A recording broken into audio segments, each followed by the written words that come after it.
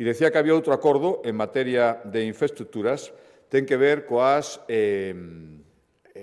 autopistas de titularidade, autoestradas de titularidade autonómica.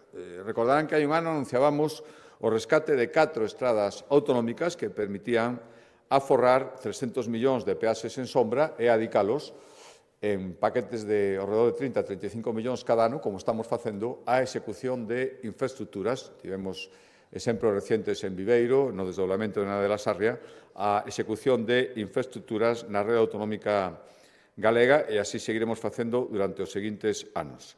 Pero respecto ás autoestradas autonómicas que están en concesión, hoxe tomamos dos acordos en realidade. O primeiro, manter as bonificacións existentes, que as converten nas autoestradas, pois prácticamente, senón a que máis, no grupo moi cabeceiro, as máis baratas de todo o país, de España, e, ao mesmo tempo, conselar as peaxes tamén destas autoestradas. Estou falando de autoestrada Coruña-Carballo, a G55, e autoestrada do Val Miñor, a G57.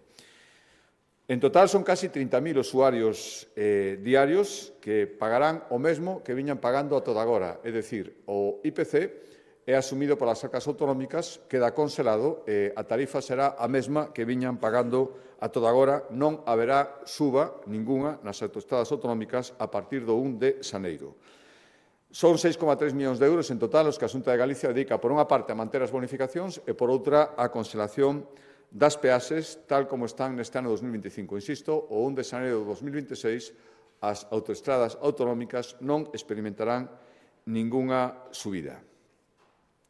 Por darlles un par de exemplos do que isto supón, pois, ao redor dos 260 euros de aforro para un usuario habitual na Vigo-Bayona, anuais, estou dicindo, e 325 non, serían algo máis de 350 na Coruña-Carballo.